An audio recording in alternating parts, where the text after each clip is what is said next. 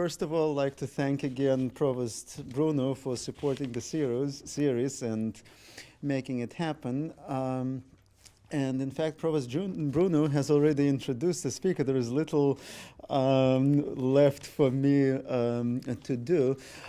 Just a couple more words about the Provost Colloquium series. The mission is we want to make sure that faculty members are not siloed in their classrooms and that they have an opportunity to share their research, their interests with the wider audience here, including the university community and the local community, and as Joe Bruno said, as to make sure that the community gets to hear from our brightest and our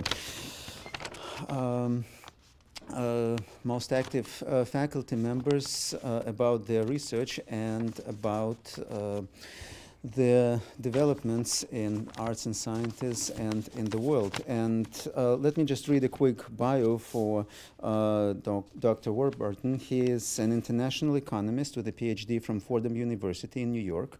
He is a member of the newly formed Department of Political Science and Economics and has extensively taught undergraduate and graduate courses in economics and finance at multiple institutions of higher learning in the United States. He has presented several papers in international conferences and authored multiple books and peer-reviewed papers in financial economics and economics. His forthcoming publications include a monograph, The Development of International Monetary Policy by Rutledge, already mentioned, and 2 papers on international trade and industrial policy, Trade Agreements and Deglobalization, which is an analysis of international conventions and trade liberalization, and international trade and industrial recovery in the United States. So without further ado, Dr. Christopher Warburton.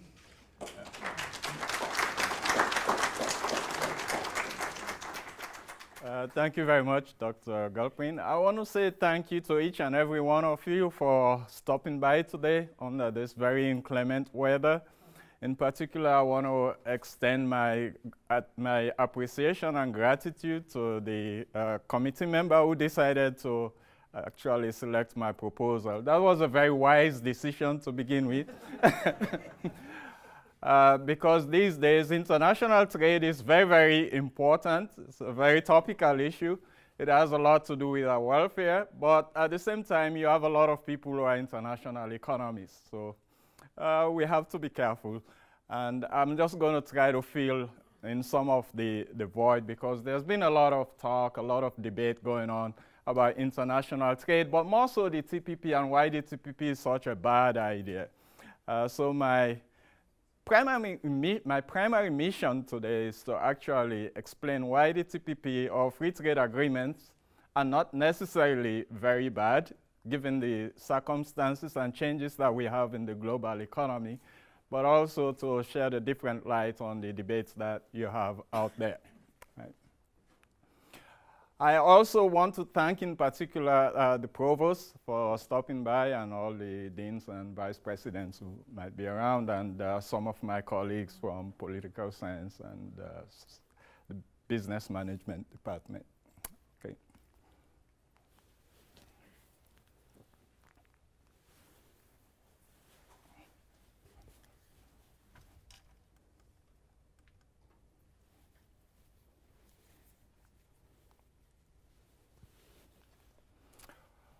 Okay, so I'm first going to outline the contents of my talk for today. First, I'm going to define some terms, right, that are pertinent to my talk. And then I'm going to talk a little bit about the historical background of deglobalization and some of the consequences of deglobalization. And then I'll talk about the atavism or reappearance of deglobalization. Why is it that people are so upset about international trade, and why is there so much revulsion against international trade, particularly when we take a look at some of the discussions in the 20th and 21st centuries. Finally, I want to talk about innovation and trade, including the reasons why the US should encourage newer trade agreements like the TPP. And there are some very important reasons that I want to touch on.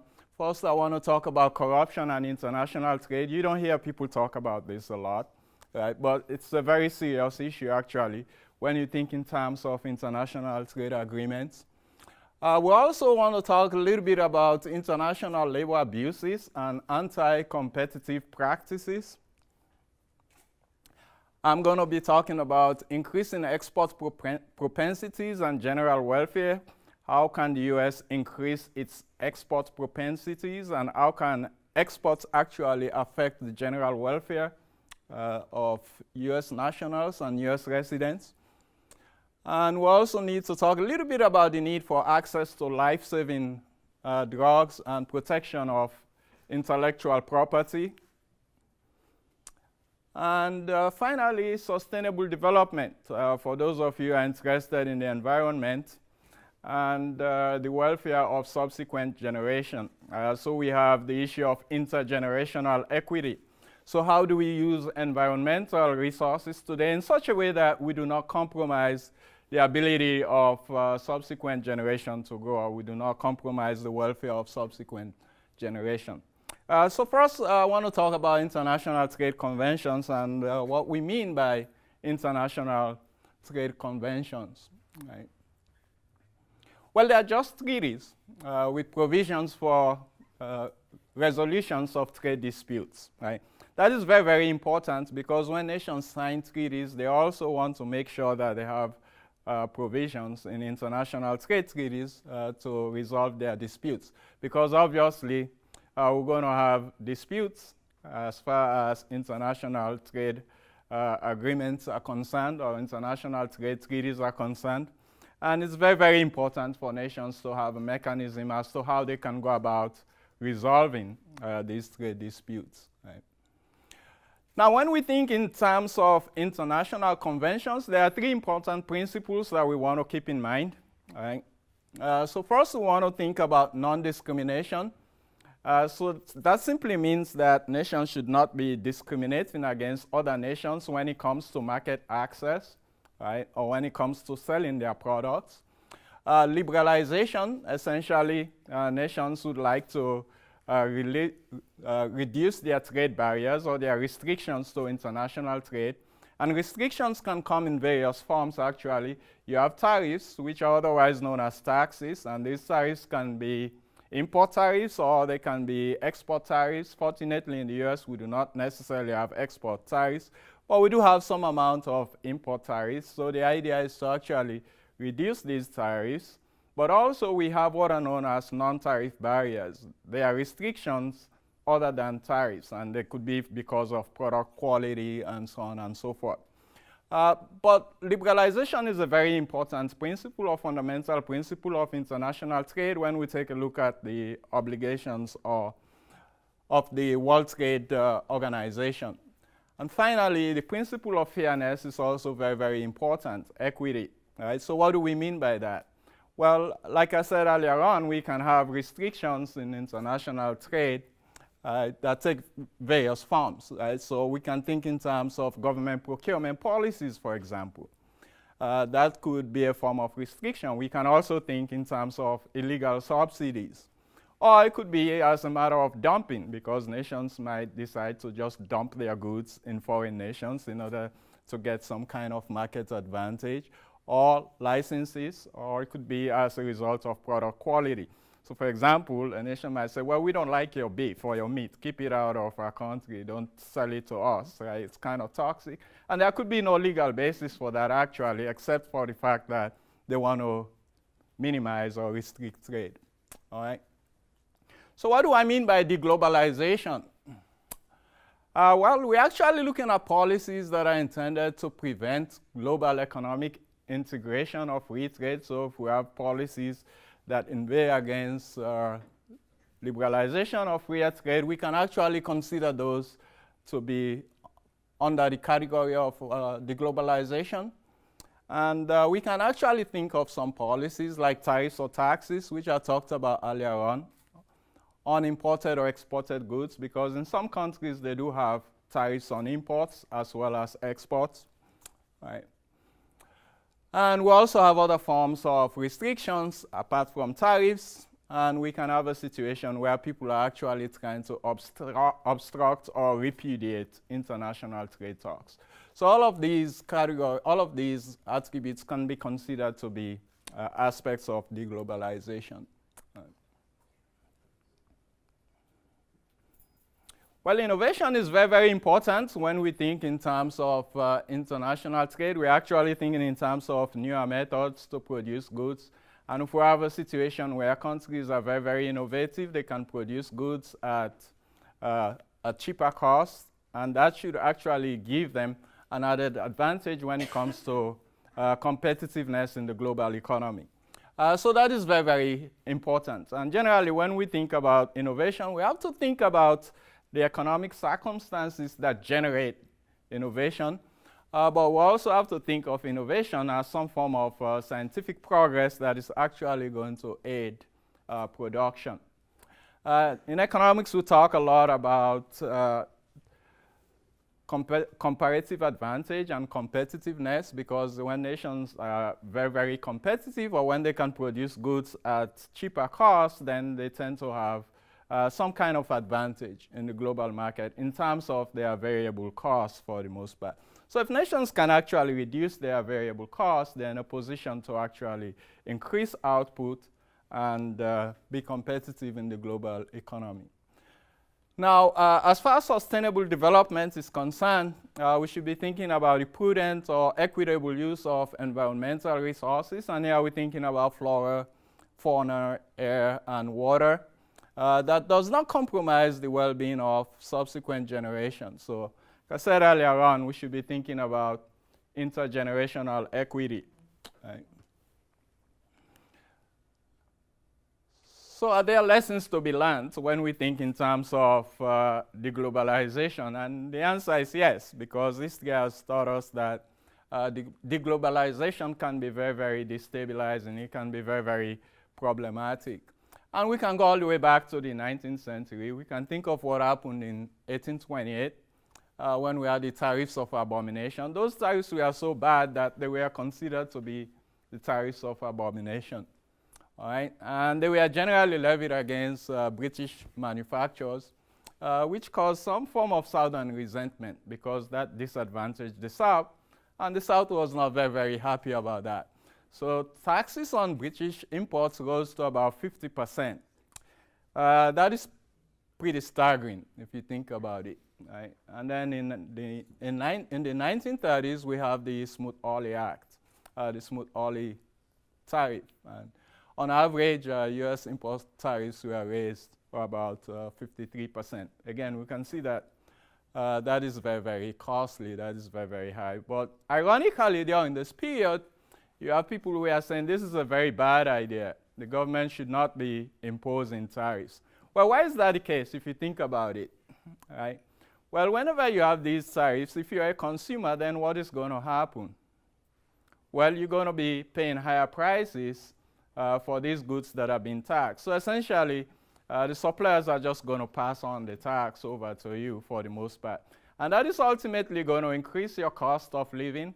And it's also going to reduce your standard of living, because whenever we increase in the cost of living, we're also reducing the standard of living.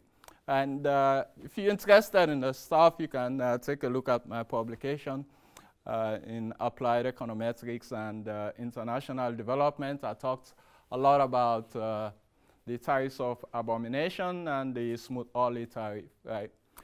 So where does that take us? Well, this is a very somber picture if you think about it. If you go back to the 1930s when you had the Great Depression, right? Well, the question then becomes, why did we have the Depression to begin with, right?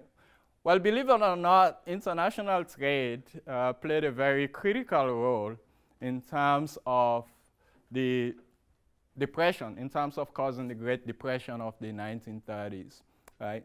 And as a result, you have a situation where unemployment went as high as 25% in 1933, essentially because of the fact that you have nations that were engaged in competitive devaluation. In other words, they were trying to reduce the value of their currencies just so that they can be able to get market access. And so what happened? Well, you have a situation where businesses were not necessarily able to sell jobs abroad. Ultimately, that contributed to some amount of unemployment in the US. Obviously, competitive devaluation was not the only reason for the Great Depression, as we might know. There were other reasons for the depression, but competitive devaluation was very, very important, critical, right? So what have I done? Well, I've taken a look at two categories, actually, when we think in terms of the depression, right? So one, we have the monetary and financial aspects as far as the depression was concerned. And we also have the trade-related aspects, right? So as far as the monetary and financial are concerned, there was an attempt to defend the gold standard at a very unreasonable cost, at a very high price. So that was a problem. And we had virtually unregulated financial markets with excessive risk and fraud. So that is on the financial side and on the monetary side as well. But then when we take a look at the trade-related aspects, we can see that we have competitive devaluation. It simply means that nations were actually manipulating the value of their currencies just so that they can get advantage in foreign markets. So it's like a race to the bottom. You can think about a situation where every nation is actually manipulating its currency so that it could get access to markets. Eventually, you're going to have a situation where you're not necessarily going to have robust, very robust international trade. But we also have these global protectionist policies, right, including the smooth ollie that I talked about earlier on in 1930. Well, what happens when nations impose tariffs, right? And they say, well, we're going to tax goods that are coming in. Well, they should also expect some amount of retaliation, because other nations are not just going to sit idly by and say, well, okay, you can tax us. We're not going to do anything about it. We're just going to continue to buy your products. That's not going to be the case. You're obviously going to have some kind of retaliatory measures. And when you have retaliatory measures, that is not necessarily going to increase the volume of trade. You're actually going to decrease the volume of trade. So what does that mean? Well, if you take a look at what is going on here, you'll see that other nations actually retaliated, and we had trade wars, right, in the 1930s. So Spain retaliated, Switzerland, Canada, Italy, and you have Mexico, Cuba, Australia, and all of these other countries decided to put restrictions on international trade, which means that US companies didn't quite get access to international markets. It was so bad that Congress decided to pass what was known as the Reciprocal Act, Reciprocal Trade Act, which actually gave the president some kind of authority to negotiate trade agreements with other nations, right? So for quite some time, we didn't quite see so much revulsion against international trade until the 1990s. Essentially, when we think in terms of the WTO, but also in terms of NAFTA in particular, right? So if you take a look at these people, you can see that they are not very, very happy about the WTO, right? And they were saying that the WTO is some kind of global injustice. And at the top there, you see that the UAW workers actually support workers' rights, right? Well, we might say, are these people crazy, or what are they doing? Well, they're not entirely crazy, if you think about it then, because they were genuinely interested in workers' rights to begin with, right? But at the same time, as you take a look at the picture there, you can imagine that you're going to have people who are working for not only the UAW, but you can also think about people who might have shares in some of these companies, right? So if they have stocks, they have shares, then they're going to be worried about their investments, quite apart from the fact that they're interested in human rights, right? Or workers' rights for that matter. To some extent, like I said earlier on, we can say that they were not entirely crazy because of the fact that NAFTA had some kind of deficiency when it comes to workers' rights and workers' compensation.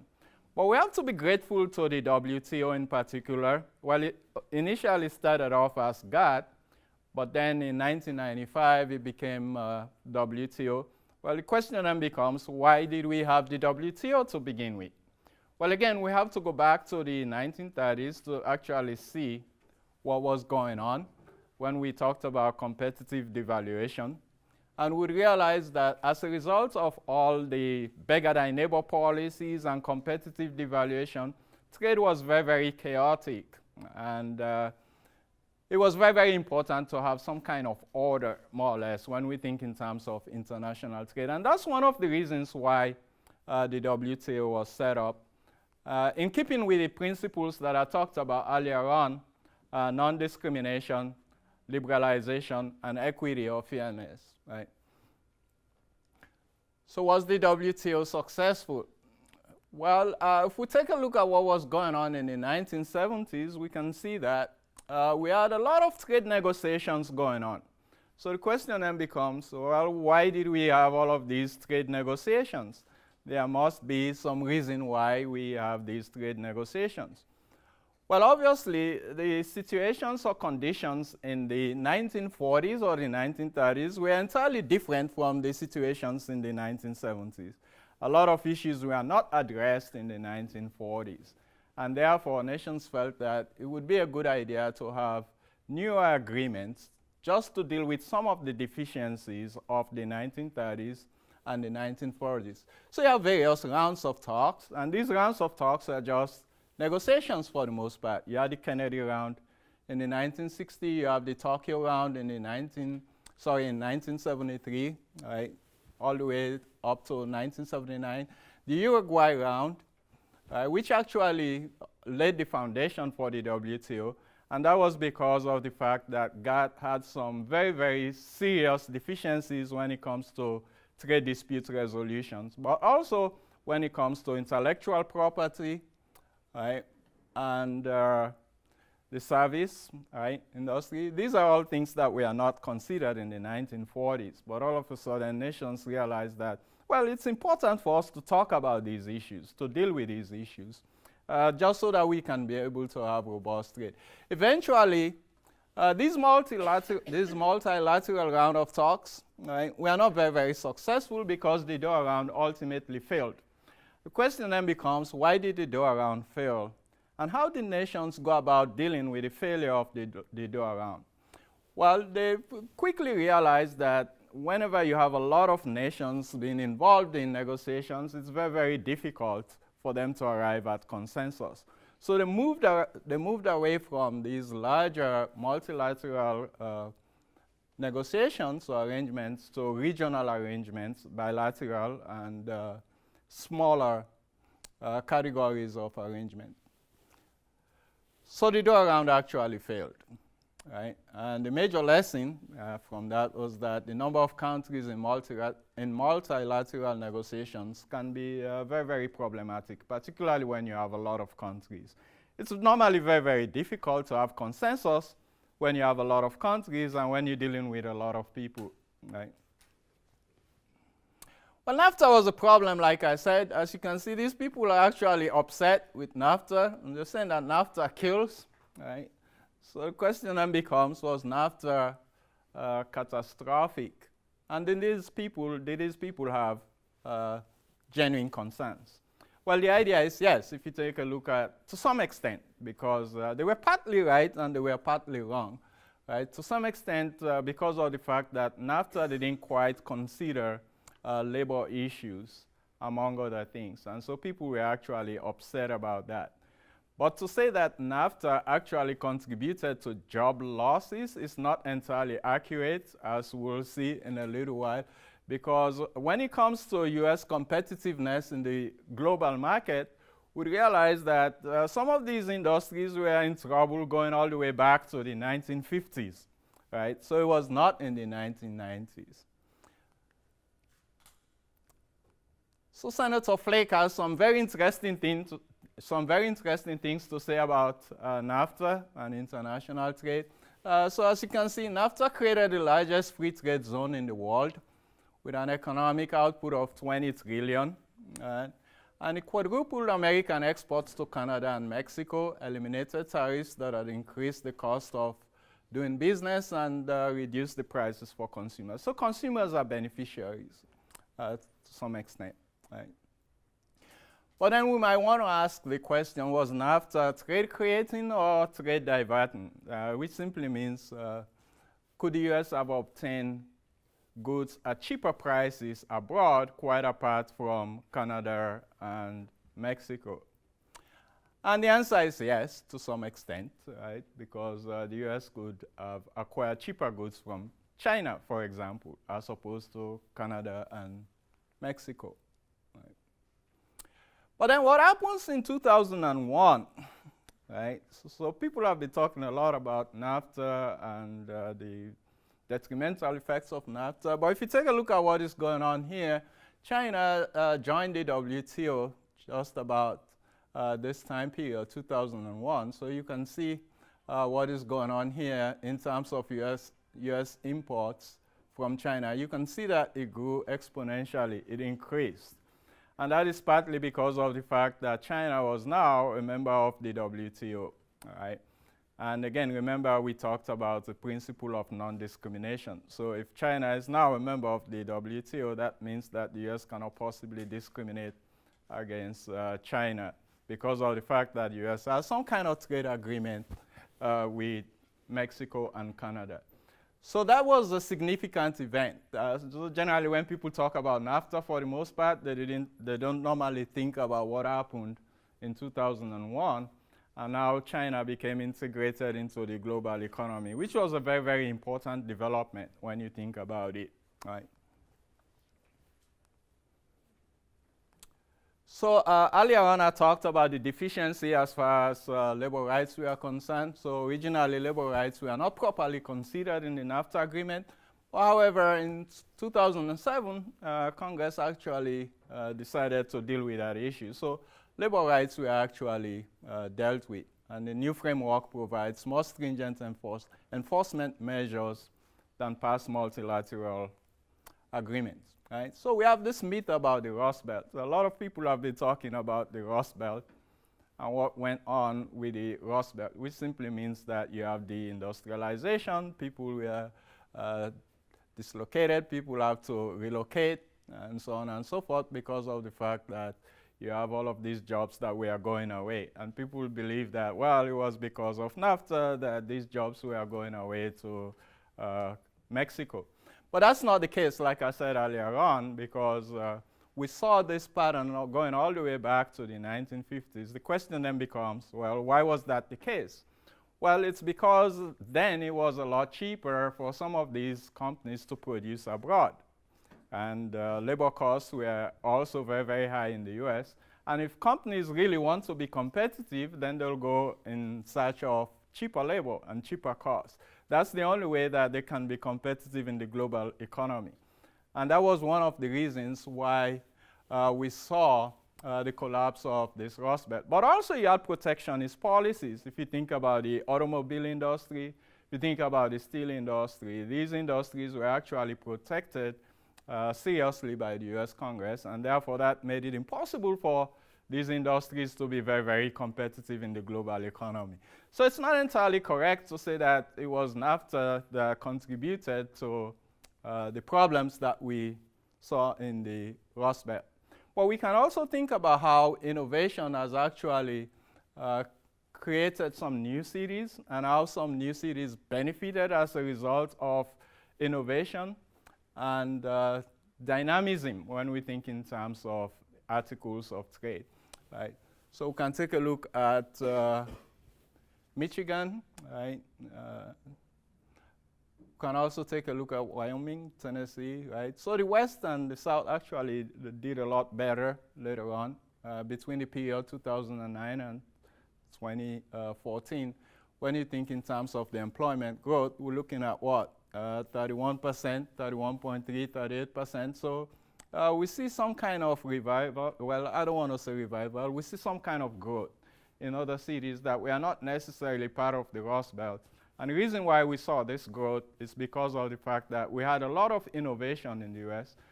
So to some extent, NAFTA created a situation where companies had to be very, very innovative in order to be competitive in the global economy. Right. Now, when we take a look at this illustration that we have here, we can actually see why people are frustrated to some extent. Now, if you take a look at labor productivity there, well, again, 1994, 95, if you're thinking about NAFTA, see what actually happened to productivity thereafter. We can see that productivity increased, right? If you take a look at real hourly compensation, it was kind of increasing, but not that much, and you have a very wide gap there, which means that workers were not necessarily seeing the benefits of productivity. And this could easily make workers very, very annoyed, because then they're going to look for something to blame. And they might say, well, okay, well, it's because of NAFTA, that's why we're not seeing an increase in real hourly compensation, right? So there was something missing in here. But certainly, we cannot say that because of NAFTA, we didn't have innovation in the US, right? Because the data does not bear that out, right? Now, in terms of unemployment, that's also another myth. You hear people talk a lot about how NAFTA created a lot of unemployment. Now, when we think about these trade agreements, we have to think about two things, actually, all right? One, we want to think about the impact on individuals, and at the same time, we also want to think about the general effect, right? And there are times when it might be important to separate these two effects, right? So we should be looking at the big picture. We should be looking at what is happening to the aggregate economy, the national economy, and not just what is happening to individuals. Because when you think about trade agreements, some people are going to lose, obviously, and some people are going to gain. You're going to have losers and you're going to have beneficiaries, right? But if we take a look at the aggregate data over here, we can see what happened to unemployment between 1994 and 2001, for example. We can see that it progressively declined. There was a downward trend there, right? Now, if we take a look at what happened after the Great Recession, right, we can see that the situation was even worse, right? So we have a situation where the Great Recession actually decimated employment, more so than NAFTA or any one of these trade agreements that we might want to talk about. Right. Now, again, if we take a look at national income, GDP, we can see that we have growth there, right? Now, actually, what I've done is I've taken a look at two time periods, 1985, 1994. Average growth rate was about 3.2%. And then if you take a look at what happened after NAFTA, 1995 to 2005, average growth rate was about 3.4%. So we cannot possibly say, well, as a result of NAFTA, the national economy didn't grow, because we actually saw growth, right, on the aggregate, which is not to say that you didn't have some sectors that actually suffered as a result of NAFTA, partly because of the lack of competitiveness when we take a look at what is going on in the global economy, right?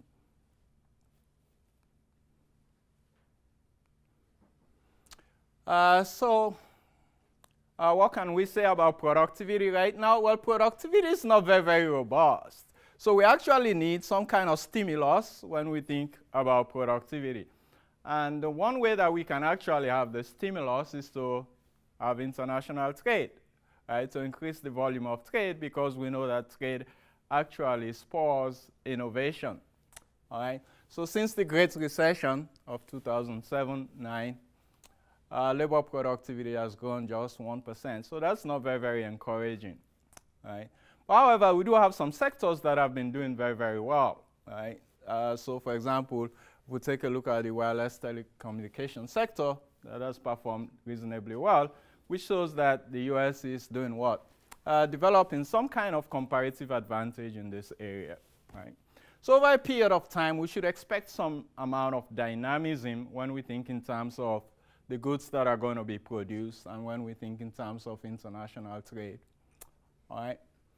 Now, these people are generally not very, very happy when it comes to trade talks, the manufacturers, right?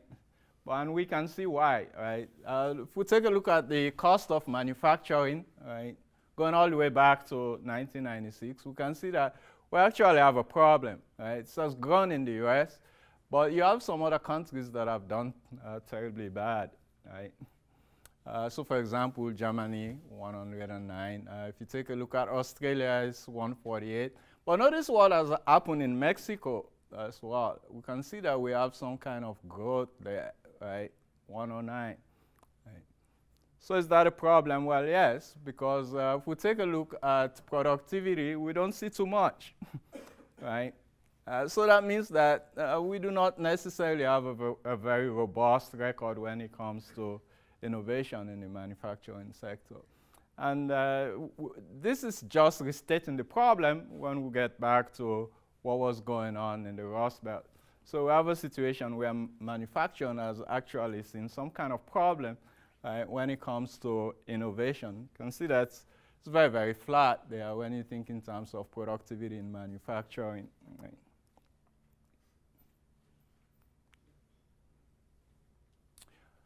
We do have some drivers, right?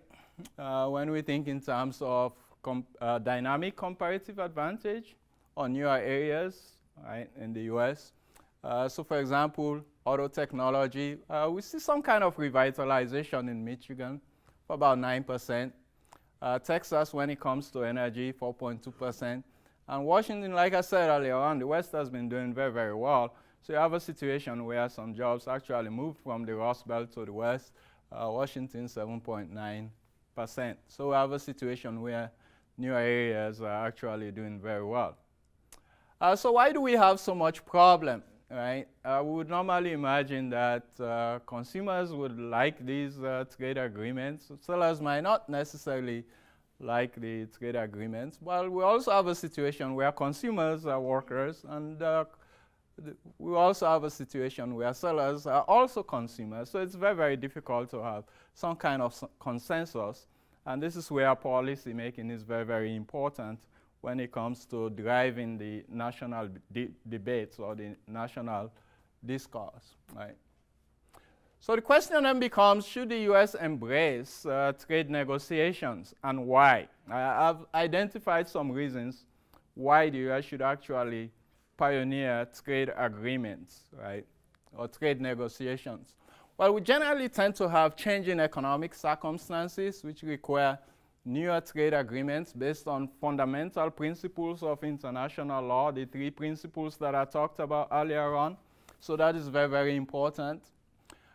We can think about global corruption, which could have some very corrosive effects on international trade, and I'll be talking a little bit about global corruption and its impact on international trade, and how that can actually disadvantage some US companies for that matter, right, in terms of getting access to foreign markets, right.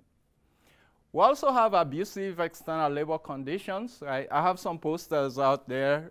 For example, if you take a look at what is going on here, I'll actually project them on the screen later on. You have a situation where children are being abused. Some of these children have, they have gags around their mouths and so on and so forth. You can see that that guy is actually in agony, carrying a bag of, cocoa, right? Well, we do like chocolates, but we have a situation where children are actually being abused in order to produce these things. And these are things that can actually be negotiated. They can be dealt with within the structured environment of international trade. So we do have abusive labor relations in other areas of the world. And what does that mean? Well, does that mean that the US companies are going to be able to be competitive in the global economy? And the answer is no, because if you have a situation where labor is cheap somewhere else, people are being abused, then what is going to happen? Well, other companies are going to get an advantage by using cheap labor, whereas the labor cost in the US is going to be high. So then what is going to happen? Well, the American companies are actually going to leave in search of cheaper labor. So what can happen? Well, Americans can actually use trade negotiations to level the playing field, to make sure that the cost of labor is somewhat increased in other countries, just so that the American companies cannot be at tremendous disadvantage. So this is also a very important reason why America should participate in these trade negotiations, right? We also have unfair government procurement policies. And once we have unfair government procurement policies, these policies are not likely to create robust markets for American companies. Right? Intellectual property theft is also a very big issue, right, when you think about it. And we'll take a look at some of the costs as far as intellectual property cost is concerned. Right? And that does not necessarily create any kind of incentive for companies to produce, right? So why would you be producing if you know that when you produce something, somebody's just going to steal it? Somebody's going to steal your idea, market it, right, without adequate compensation. So that's obviously a problem, right? Well, most importantly, we now have newer sources of energy in the US, and this is very, very important because this gives the US an advantage when it comes to creating new jobs that cannot necessarily be outsourced, right? But also when we think in terms of the environment, right? So if we have alternative sources of energy that are going to preserve the environment, then that's not necessarily a bad thing, right? And we can also think about poverty in the US. So suppose the US decides that it doesn't necessarily want to trade with other nations. The question then becomes, does the US have enough consumptive power to consume the goods that are being produced in the US? And the answer is obviously no, because you have a situation where people are poor, people have insufficient disposable income, right? And that doesn't necessarily mean that they're going to buy more of the finished products. And we can have a situation where American companies are actually going to accumulate inventories, right? And this is also very, very important because American companies will continue to use foreign countries that are well integrated into the global economy as platforms for access to foreign markets, right? So they're going to use other countries with a lot of trade agreements because it's going to be cheaper for them to trade from those countries, given the rules of origin that are associated with some of these trade treaties, right? Like I said earlier on, we now tend to see a new revulsion against international trade or deglobalization, particularly as it relates to the TPP, 12 countries that border the Pacific Ocean. And these countries actually have about 40% of the world's economic output. So that's pretty significant, right? So these people are not necessarily happy about the TPP, Trade Protection Pact, they'll call it. TPP betrays the US trading profits over people, right? So people are not too enthusiastic about the TPP, right? But let's take a look at what is going on here when we talk about the TPP. Well, I actually have some handouts out there, and on your way you can actually take them out. If you take a look at the TPP agreement, you have about 30 chapters, and these chapters are very, very important, right? But what I've done is I've just identified some of them, some of the most important chapters, right? So for example, if you take a look at chapter 3, that deals with the rules of origin and origin procedures, right? That is very, very important because it matters where the exports are coming from and where the goods are coming from, all right?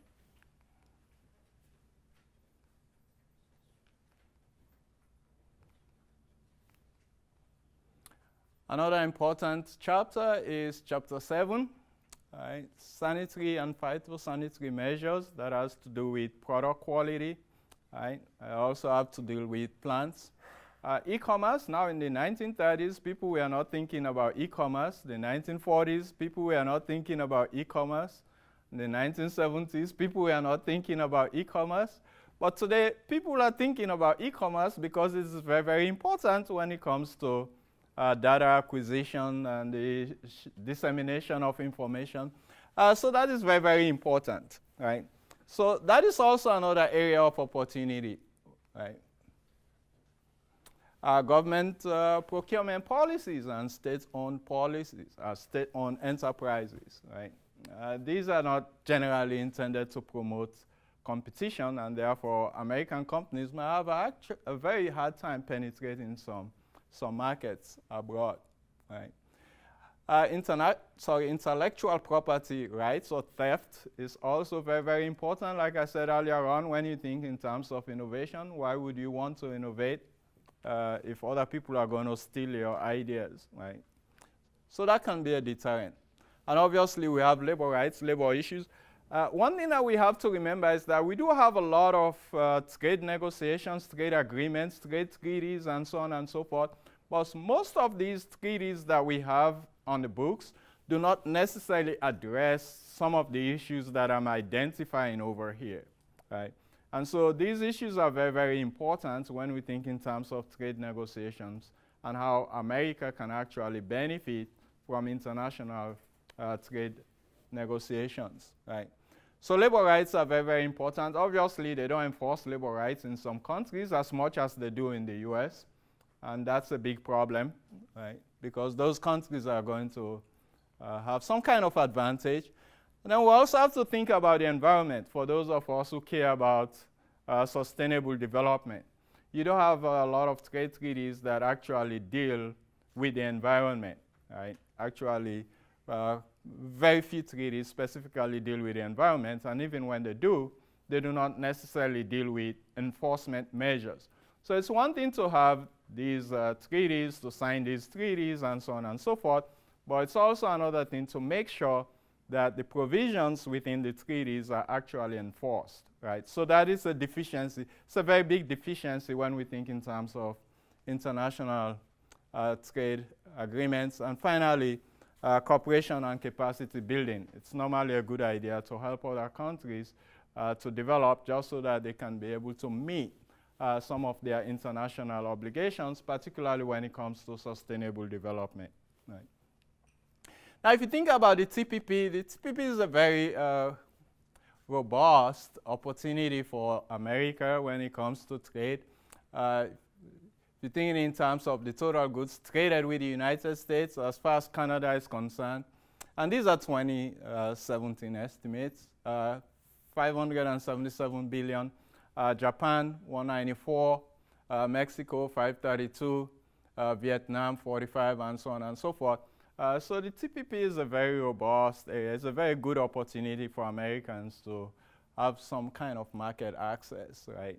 If they can remove the restrictions and impediments to international trade. These numbers can go a lot higher, which is just going to increase the national income of the US. That's going to increase net exports, which is a very good thing, right?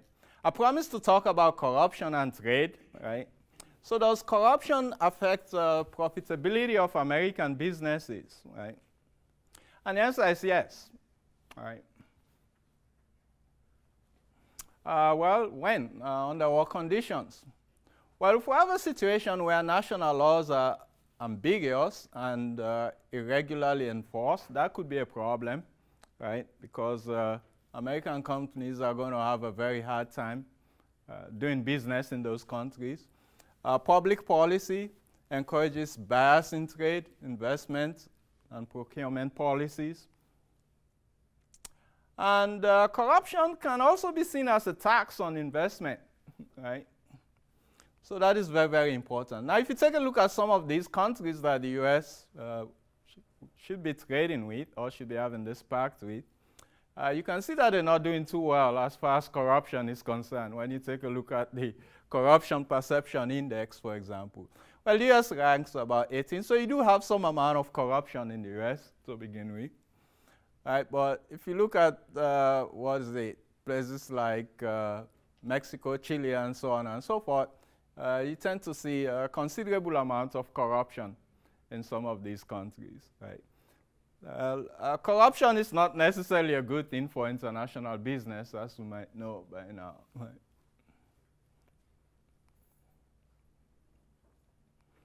And so we have this corruption tax. Right? Somebody actually estimated the corruption tax, right, in 2000, Shang Jin Wei. Study of corruption and foreign direct investment. Well, they looked at 14 source countries and 45 host countries. And he discovered that an increase in corruption level from that of Singapore, this was in 2000, 9.1, to that of Mexico. If we're looking at a spread of about 5.8, that has the effects of reducing inward FDI by about 18 to 50 percentage points. So that's pretty staggering if you think about it, when you think about corruption and investment, right? Well, American investors do not like corruption, just like other foreign investors, because people generally don't like corruption, right? Because corruption is a deterrent to doing business or investment, for that matter.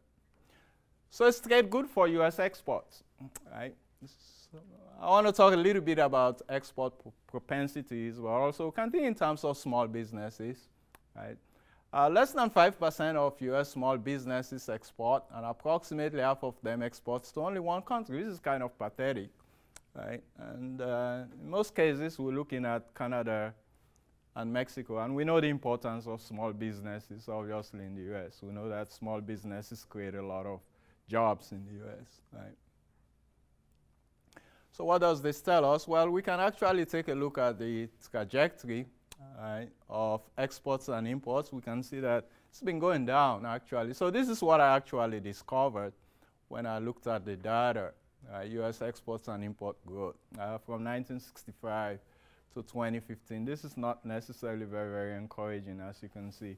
We're on a downward trend. So we're not actually increasing the volume of trade, right? So in economics, we actually like models. And if you don't believe what I'm saying, you can just take a look at what we consider to be the aggregate expenditure model, right? 1, 2, 3, 4. It has 4 important parts, right? We tend to look at household consumption, investment, government spending, and net exports. Net exports is just the difference between what the U.S. is exporting and what the U.S. is importing. So generally, we would want to increase our net exports, because then it means that we increase in exports faster than imports in order to increase national income, right?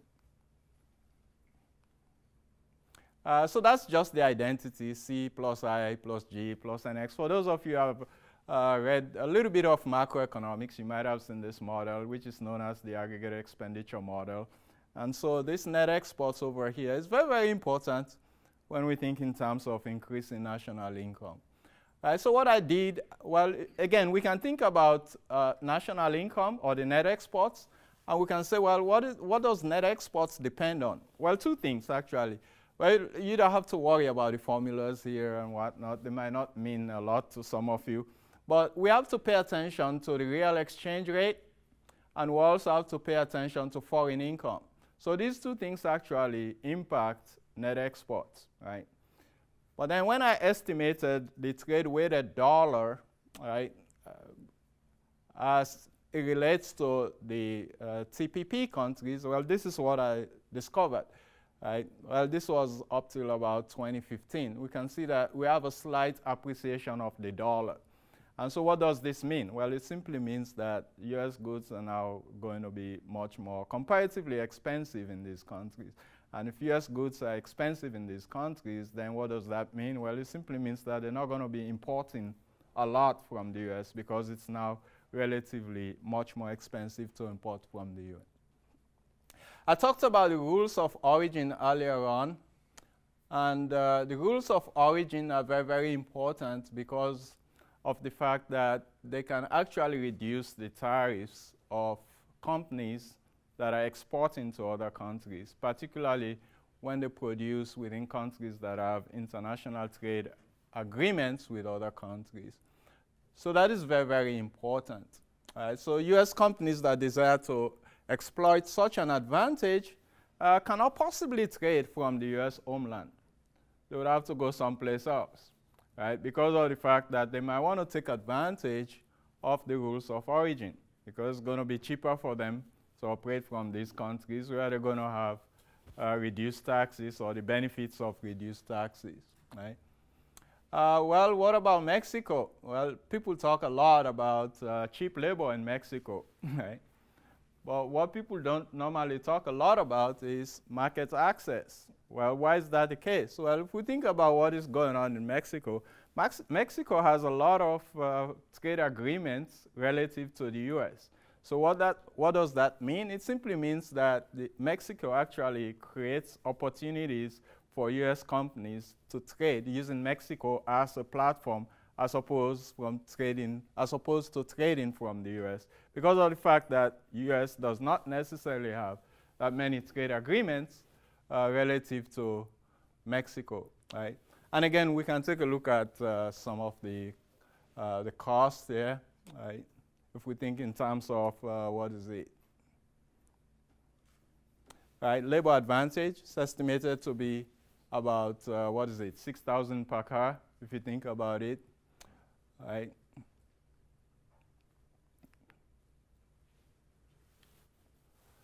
Now, these are just some of the countries that Mexico have trade agreements. We were looking at about 45 countries, actually, right? Now, if you take a look at the years, it's only about 20 countries, really, right? And I'm not actually including the Asia-Pacific Economic Cooperation members, and I'm not including the WTO members. But like I said earlier on, we might have all of these trade agreements, but these trade agreements do not necessarily deal with some of the pressing or important issues that we are confronted with in the contemporary world. So just having the trade agreements might not necessarily make a lot of difference, right? So that's why it's very, very important to have newer trade agreements, right? And so should the US see the global market so its competitors? Well, demographic and economic trends suggest that Asia-Pacific region will be home to 3.2 billion middle-class consumers by 2030, right? So that's pretty huge. That's pretty large if you're thinking in terms of markets and market access, right? The world's largest market for staple grains, fresh fruits and vegetables, dairy products, meats, and other farm products going to be in the Asia-Pacific region. So market access is necessary to maximize welfare when domestic absorption is inadequate. We can actually come to that conclusion, right? So now I just want to use a very simple model for you to actually capture some of the important aspects of international trade, right? Because in economics, we actually like to use models just so that people can see what is going on, right? So over here, I have my price, right? And then I'm going to have my quantity on my vertical axis over there. So I'm looking at price, I'm looking at quantity. And that is my demand curve, which we are familiar with. So as consumers, this is the way we behave. As the price falls, we know that we tend to buy more, right? Because of income substitution and marginal utility effect. So we would actually like to see lower prices, right, in order to consume more, right? Well, now if you're selling, you wouldn't be that enthusiastic, right, when it comes to lower prices. You would like to see what? You would like to see higher prices, because sellers and consumers don't think alike. They have different interests in the marketplace, right? Now, I want us to pay very close attention to that. We normally consider that to be equilibrium point. That's where you have some kind of agreement or consensus between buyers and sellers, right? So now what happens if we do not have international trade? Well, it simply means that at this point, whatever is being produced has to be consumed, all right? But now what happens if we trade, right? Well, that's going to be a free trade price, right? Is that a bad thing? Well, the answer is no, because now we're doing what? We're buying at a lower price, all right? So that's good for consumers. It might not necessarily be a good thing for the sellers, because now the price has fallen, right? But what if the sellers decide to lobby Congress, right? Well, we have to impose tariffs on these goods that are coming in. We don't like the idea that we have a lot of goods that are coming into the US, right? So then that is going to be a tariff price. So that means that we're now going to move from a lower price to a higher price. Now, well, if you're a consumer, what do? Well, you're going to reduce your consumption. So that is going to affect your consumption, your ability to buy the good, right, because of the fact that the price has gone up. Well, if you're a producer or seller, you're happy. Now you can do what? You can sell at a higher price, all right? But is that necessarily a good thing for consumers? Well, the answer is no, right? So that's your production effect as a result of the increase in the price because of the tariff, right? C is for the revenue effect because the government should expect to get revenue from taxes. And D is for the consumption effect, the reduction, right, in consumption. Well, we do not like these two triangles, B and D, in economics. Right? We consider them to be the deadweight loss. It's a welfare loss, a loss to society. Nobody actually benefits from that. If you're thinking in terms of production, that is because of inefficiency that is now going to be associated with production. So if the US doesn't trade, what does that mean? Well, if we take a look at the poverty rate, it's not very, very encouraging. If we're thinking in terms of domestic consumption, domestic absorption, going all the way to the 1970s, you can see that it's flat, actually. We don't see a downward trend as far as the poverty rate is concerned, right? So that means that we cannot have a situation where a lot of people are going to be buying US products for that matter. So that can be very, very challenging, right? So the official poverty rate is about 13.5%, right? And that's just 2015 estimates. So we can definitely conclude that that could also have some kind of detrimental effect on consumption.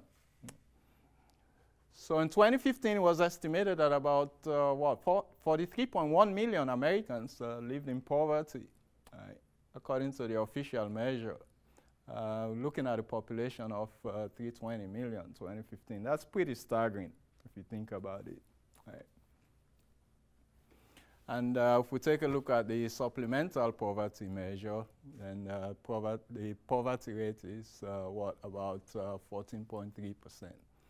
Now, I was talking about international abuses, labor abuses. So this is very, very important, right? When we think in terms of the labor costs of production.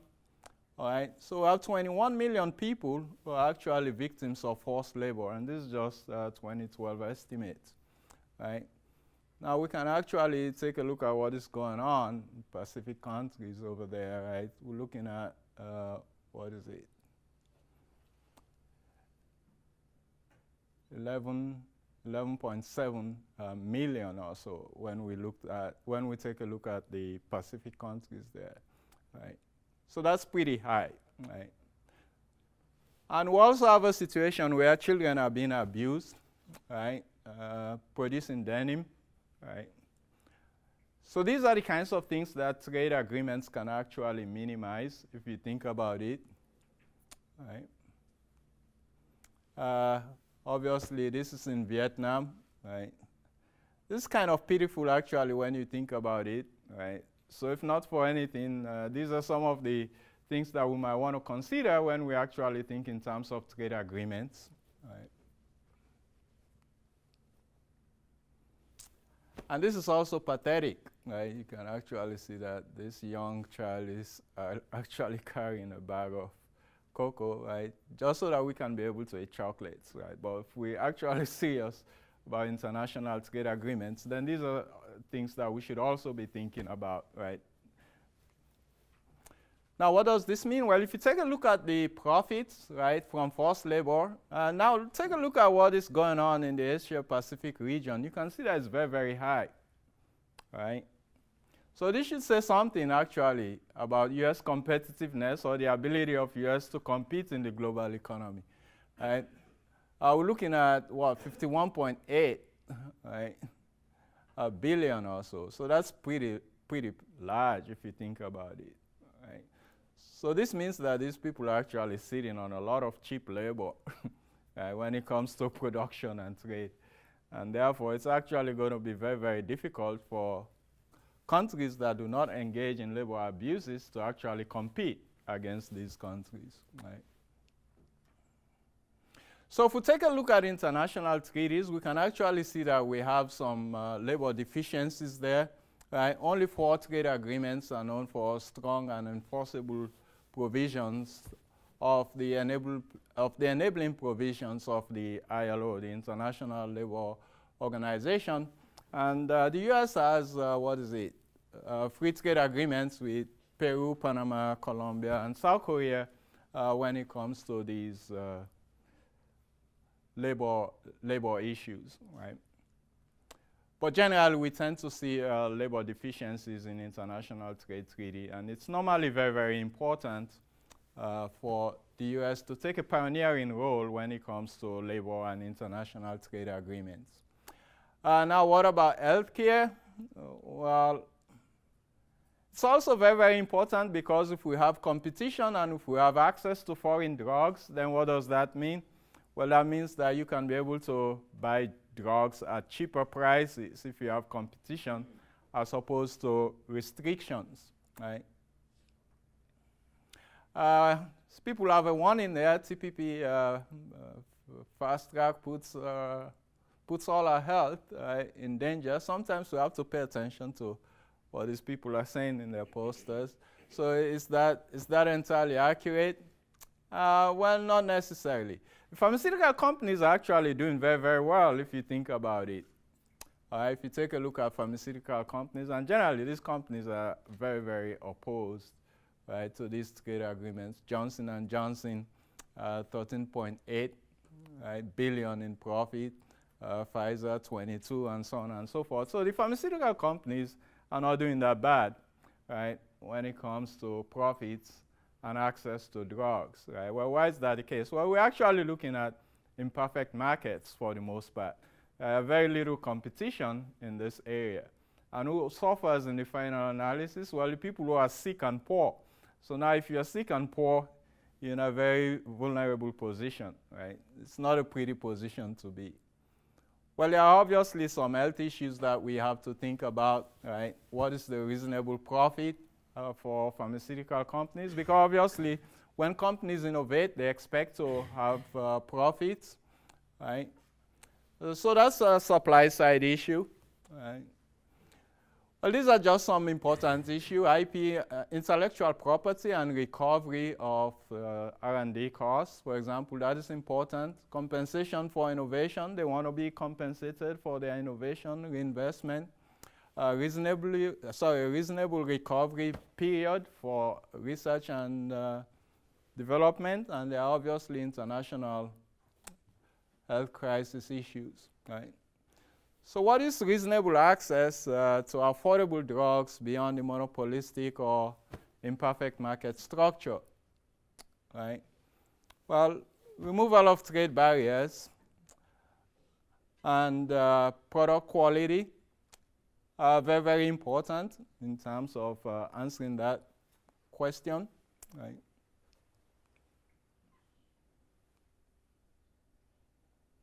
If we take a look at some of the TPP provisions, right, you do have some safeguards there. You have an 8-year proposal for TPP and punishment for IP, intellectual property theft. Alternatively, we're looking at 5 years plus accommodation for regulatory and administrative actions. Balancing incentives for producing life-saving drugs and access to drugs. So these are pretty good concepts, good ideas when we think in terms of international trade agreements. And the OECD estimates that American businesses, universities, and government labs conduct over $450 billion per year in R&D, right? About 30% of the global spending. In 2012, nearly 40 million American jobs were associated with IP-intensive industries. So this is very, very important, actually, when we think in terms of international trade and trade protection. In 2014, the US had an $88.2 billion surplus in IP services trade, largely attributed to licensing fees. Right.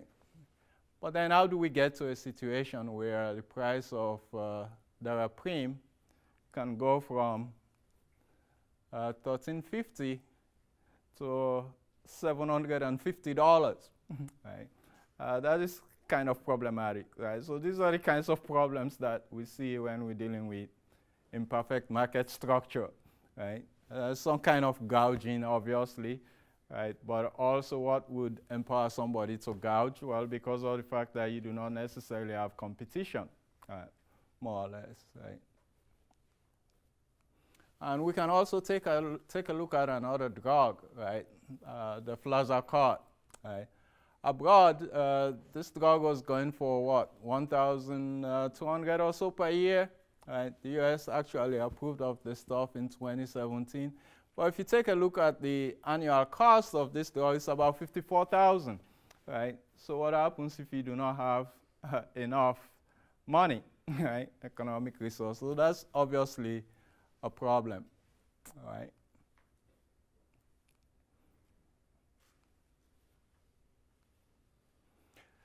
So I think this should be my last segment, sustainable development, because it's very, very important to us when we think in terms of international trade, because we don't only want to think about use of economic resources today, we actually have to think about subsequent generation and whether subsequent generations are going to have access to environmental resources, critical environmental resources. So that means that we should be forward-looking when we think in terms of international trade. We should be thinking about the future, right?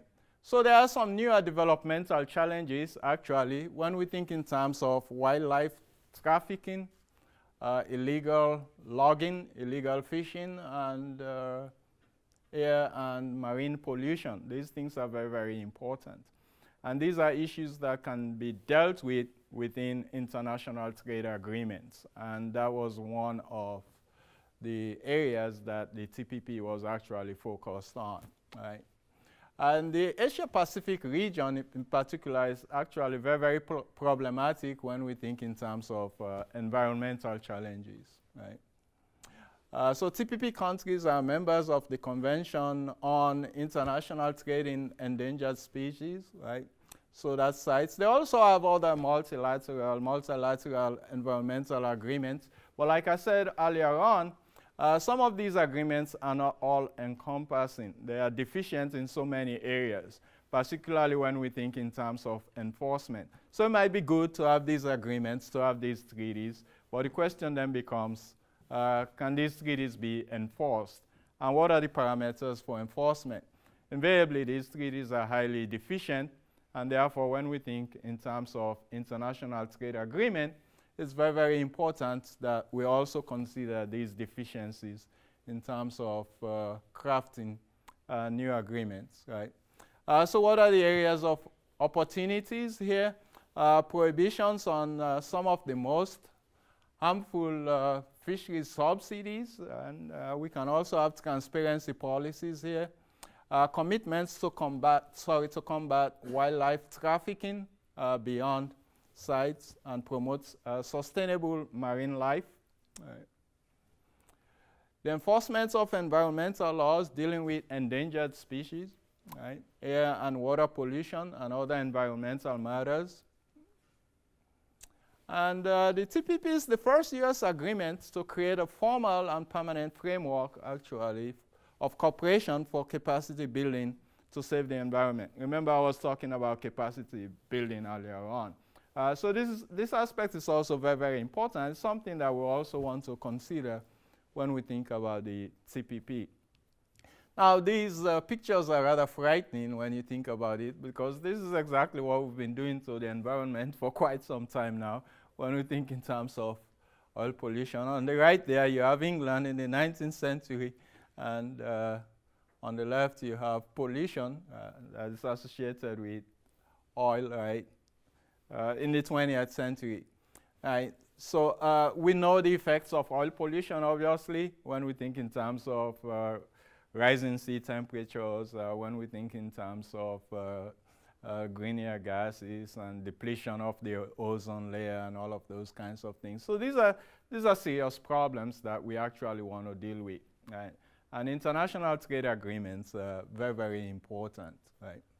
Now, if we take a look at what is going on in the US, fortunately, the US has been doing very, very well when it comes to alternative sources of energy, right? So other sources, as you can see here, right, comes all the others.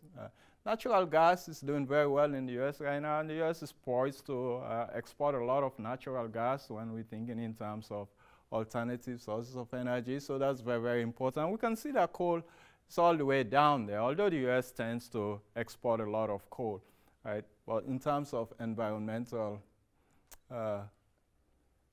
resources, the U.S. has been doing pretty well when it comes to alternative sources of energy. Now, if we think in terms of solar jobs, we can see that we have some kind of exponential growth over here in terms of installation, going all the way back from 2010 to 2016.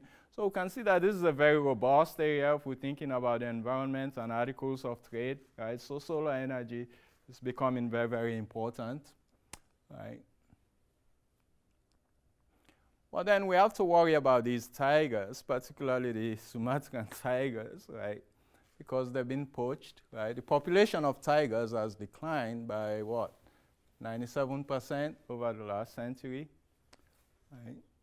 And estimated 3,000 tigers remain in the wild, and 3 of the 9 tigers subspecies have been poached to extinction. So this is also something that we have to worry about if we're interested in in sustainable development. Asian purveyors seek their skins, bones, and skulls that can be used as ingredients in traditional medicines. Right? And I actually have some data here. I'm just going to fast forward here a little bit just so that you can take a look at why this trade is so lucrative.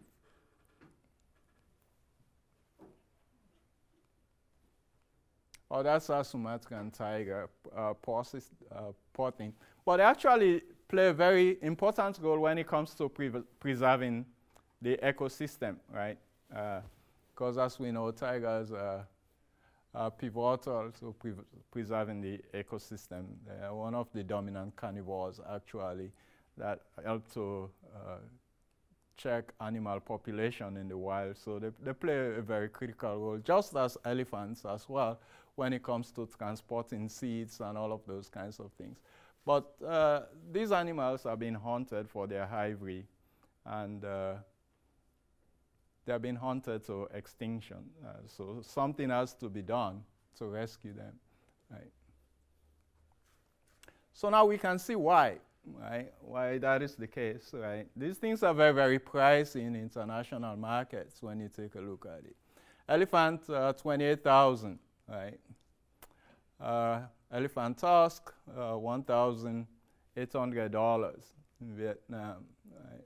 Leopard, 5,000, rhino horn, 65,000, and so on and so forth. So we have a situation where we have a lot of wildlife poaching and illegal trading going on. And so these animals are actually being endangered, or their well-being are being endangered. So what are some of the key conclusions about international trade, sustainable development, and innovation, right? Well, trade agreements are structured and welfare enhancing, right? And they are not unilateral proclamations, right? That's why they're called agreements. We do need to have some amount of negotiations there so that nations can arrive at reasonable conclusions. And obviously, like I said earlier on, we have dispute settlement mechanisms as well, right?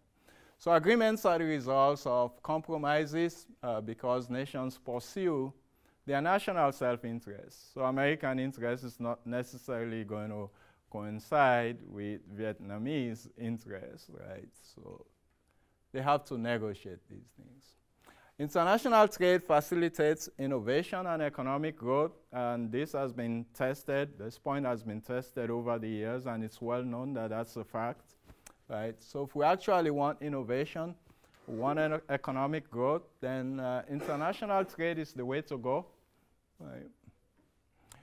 Gains of trade must be reasonably distributed, so that is very, very important. That's why some people are actually frustrated about international trade, because you have a situation where companies are gaining, others are gaining, but you also have a situation where a lot of people are losing.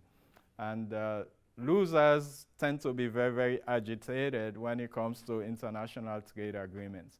So there has to be a way to distribute the gains or profits from international trade so that we can see less revulsion against international trade. Orderly trade can only be conducted in a structured environment. So if we really want orderly trade, then we need some kind of environment, structured environment, to ensure that we have orderly trade. Otherwise, if we don't have these agreements, then it's a free-for-all. And that's a very difficult situation to be in when we think in terms of international trade. So we must all encourage freer and smarter trade policies for economic growth, sustainable development, and human welfare. I want to thank you all for listening to my talk.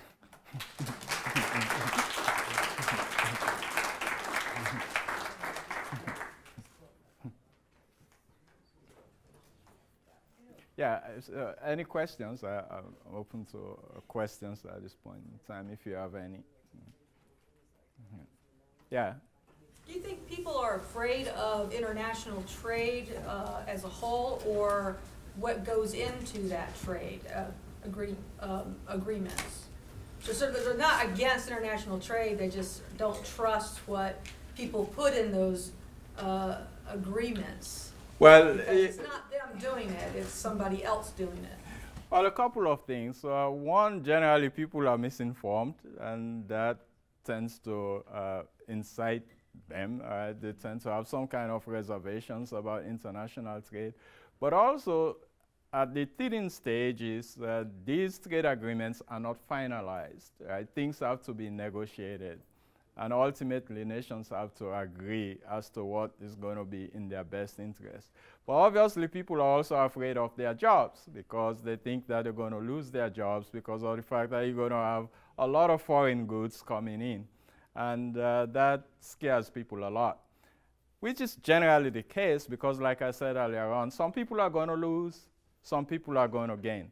So what happens is that policymakers have to ensure that they have interventions to deal with these structural issues that emanate from international trade. I think that's what people don't trust. Well, are the lawmakers that are doing this. This is what they don't trust. Well, yeah, there's a lot of politics in it to begin with because people are generally worried about their constituents and the welfare of their constituents and how their constituents are going to receive these trade agreements. Right? And so they take that into consideration. Right? Yeah. Well, I have also read that there's a fair amount of coercion in these agreements with developing countries. So, for example, if the United States wants an agreement with a developing country, they might put things in like you have to privatize your health care if you have a single payer system, which works very well.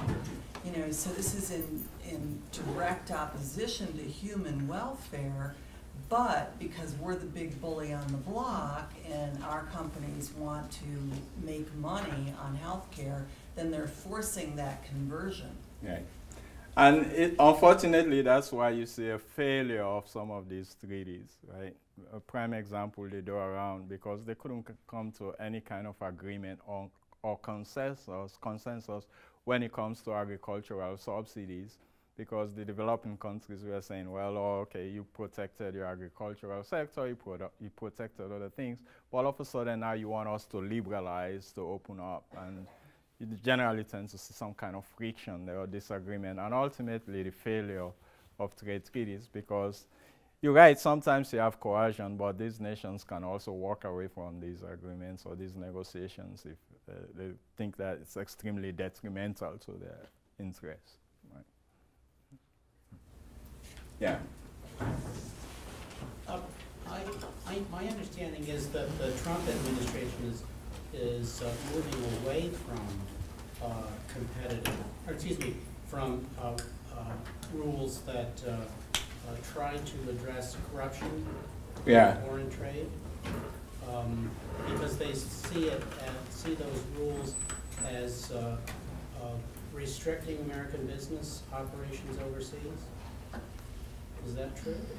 Not necessarily. Actually, the U.S. has been a pioneer when it comes to corruption because they have the Foreign Corrupt Practices Act going all the way to the 1970s. To some extent, it disadvantaged some American companies, which is why they revisited the law and they modified it just so that American companies can be competitive in the global economy.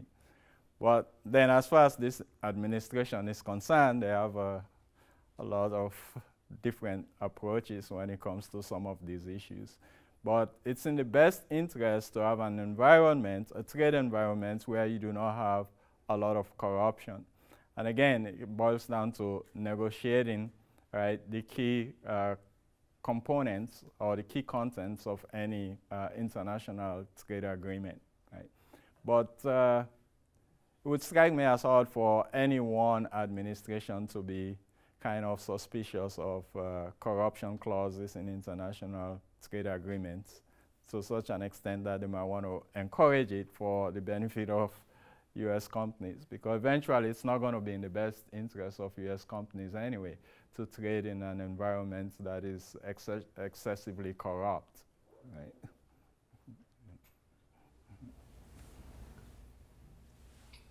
Yeah.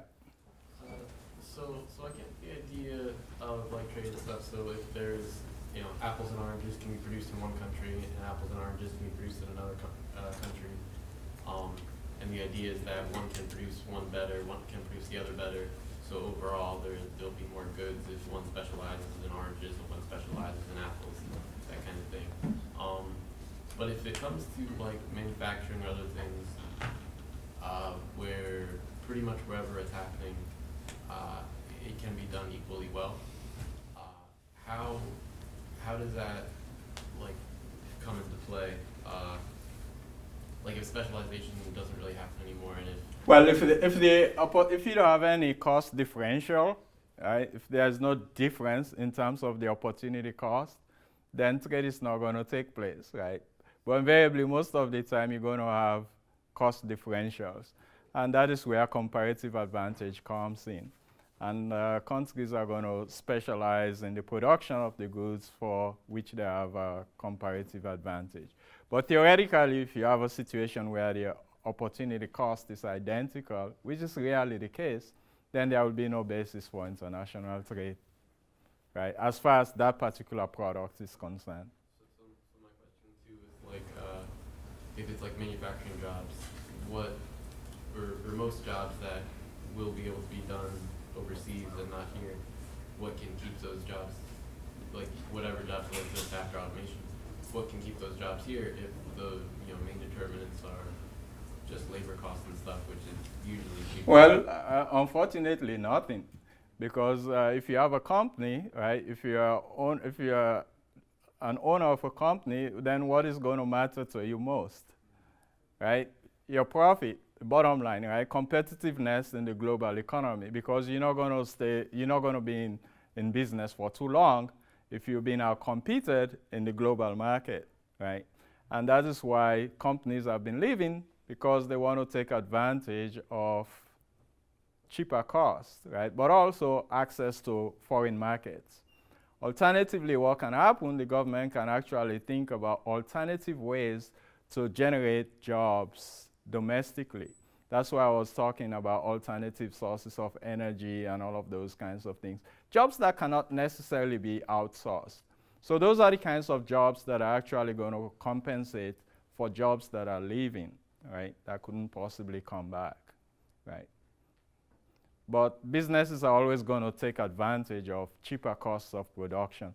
And there is no way you can stop that. You can actually decide to give them tax cuts and whatever, but that is just ephemeral. That is not going to work in the long run, because if they can't compete abroad, then there is no way they're going to stay here. They're going to move away, right?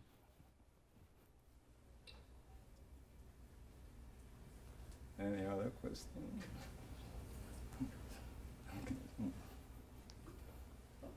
Okay. So you don't think politics should be involved at all in international trade? Like, I think that's a problem in the U.S. That's my opinion, that politics are too involved in international trade, when it should really just be economics. Yeah. Well, the thing is, it's very, very difficult to separate politics from economics. So at some point in time, you're going to have some amount of politics. I would just say it shouldn't be too excessive, right? But whether you like it or not, that's the fact of life. You're always going to have some amount of politics, right, in international trade agreements. But the underlying issue should be the general welfare of the nation as a whole, not just for a particular constituency, right, and the benefits that can be derived from international trade and markets, right, because markets are very, very important, right, access to foreign markets, right. I really think the government actually plays a huge role for investments to the states. So, for example, Foxconn, they agreed to invest $200 billion in Wisconsin, and actually, the Trump administration actually rubber-stamped that.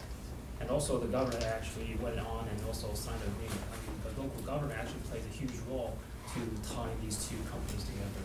Yeah. I mean, well, yeah, that goes back to the point I was making. So, to some extent, you might have some political considerations when it comes to investments and trade issues and those kinds of things, right? So that's not something that we can entirely discount.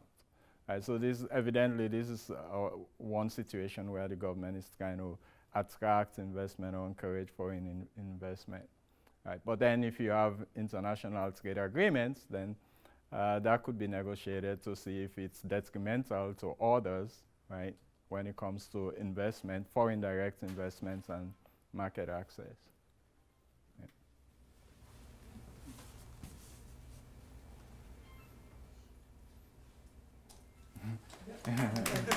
All right, thank you very much.